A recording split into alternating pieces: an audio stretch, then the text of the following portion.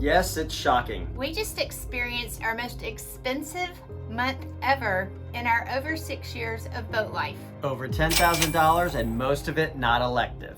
In this video, we're going to explain how and why that happened, plus how we can hopefully avoid the same thing ever again in the future. Before we get to that, let's take a look at some of the diagnostics and repairs Tom did that actually saved us money in the last 30 days. I need to sing that TikTok video. Cash in, cash out, cash in, cash out. This is mostly cash out, cash out, cash out, cash out. Here I am again, favorite store. Not really my favorite store, but a place I spend more time at than pretty much even my place of employment.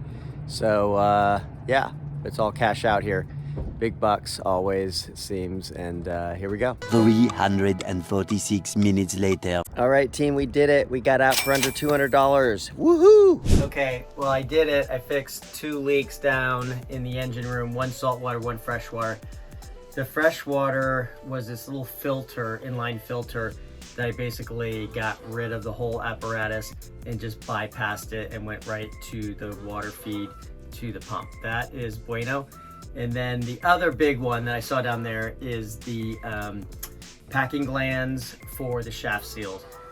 So basically, it was just leaking. It was dripping super fast. And then, without me doing anything, it just started coming out of the stream. As I'm looking at it, it went from a drip to a stream.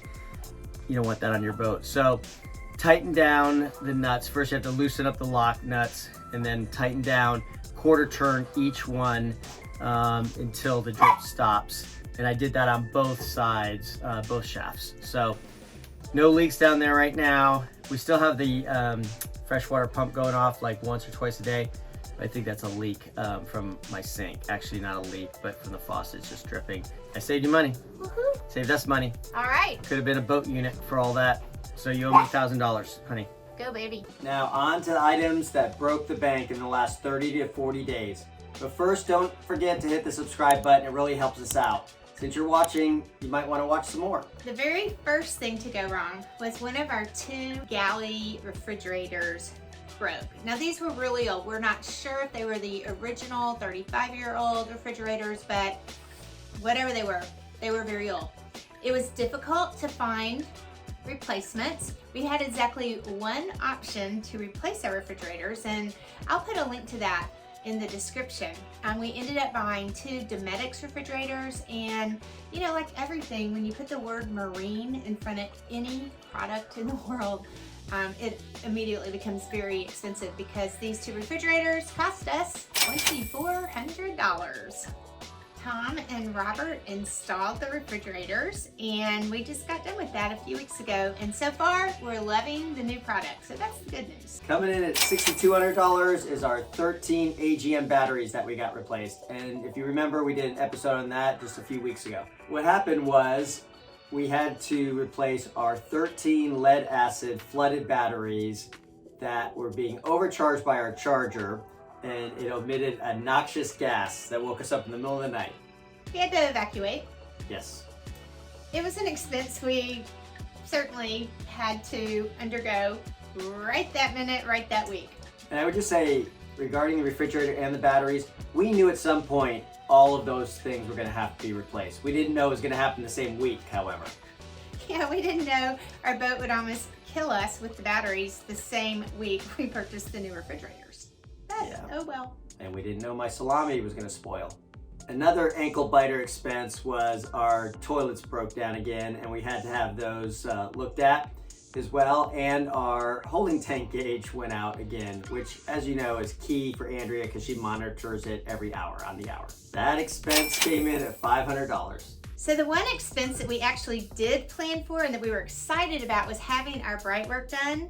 A month or 2 ago, we noticed that the blue canvas coverings on all of our wood was starting to rip and shred a little bit. It didn't look very good. So I got an estimate to have new canvas made. And guess what? It was going to cost $2,400, which that just seemed ridiculous. Why wouldn't we just spend that money on the wood itself?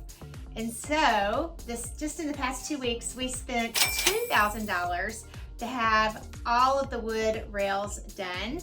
And we had this work done by an excellent professional named Pepe that we want to introduce you to. So Pepe, tell us what, I know there's different ways you can go about doing this. People have their different opinions. I'm curious, what are you going to be doing on Sea Y'all in this process of getting our bright work into shape this week?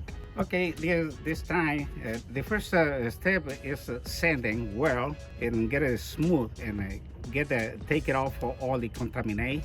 And after that, clean it well and wipe it with alcohol or thinner, depending on different kind of thinners. And after that, let it dry and put the first coat and let it dry for 24 hours. All right. And sand it again for put the second coat. That's the process for 2 coats. We're gonna do 2 coats on this boat. Yes, okay. Yeah. And how long do you think this will take? Is it this week well, or 10 depending days? how is how bad is all the base. In this case, it's a little hard because he got a all varnish on the knee and top too, but on the top it's not too hard sanding. Right. But on the knee it's a little hard. Okay. But that's the process. Okay. All right. We're excited. Okay. This is how the wood looks now. I mean, it's not in horrible condition, but it's certainly not in good condition either.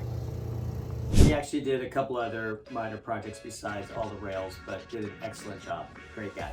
Now that the wood is complete, it looks absolutely amazing. I'm thrilled we had it done. It's just sort of funny. It happened to get done in the $10,000 month. Unfortunately, next month though, is going to be another expensive month. We're having the boat hauled out for some much needed maintenance, and while it's out, we're also going to have the bottom painted and the underwater lights fixed. Along with that, while it's out of the water, we're going to have all the through holes looked at. I know I have some through holes that need to be fixed and replaced, a sea strainer that needs to be replaced, also shaft seals that might need to be done, might not need to be done, they just need to be looked at. But also our props need to be inspected because last time it was hauled out, our props were pitted a little bit and they said, you know, next time you haul out, you probably need to get new props, which can get a little costly on that. And then some minor odds and ends with the just pulled out of the water that we're gonna wanna do. But it was all scheduled maintenance, so. And we've been planning for it. Unlike what happened in the past month, this is something we've been planning for. Yeah, planning, saving up, and then all of that money got eaten up on refrigerators and batteries and bright work. So let's share the funny story. I mentioned that we need to have our underwater lights fixed. Yeah, which you don't see very much in videos, and there's a reason for that. So when we had our boat hauled out a couple of years ago, we decided to have some beautiful underwater lights added. But guess what? We won't be going back to the place that hauled it out last time because that place installed the lights not under the water. And so unless you have about 20 people sitting on the back of our boat, the lights actually sit a little bit above the water and shine on other boats across the marina instead of in the water. And but if you're across the marina and you want to be in a spotlight, then it's perfect. Oh yeah, so we gotta fix that. And give them a little credit.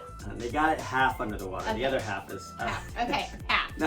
No, sometimes it's all out of the water. It's just, or if it rocks, it needs to be fixed, which is a bummer because you never want to, you know, make another hole in your boat and patch a hole in your boat where those lights were. But it's not a big deal. I mean, it is a big deal, but it's not a big deal.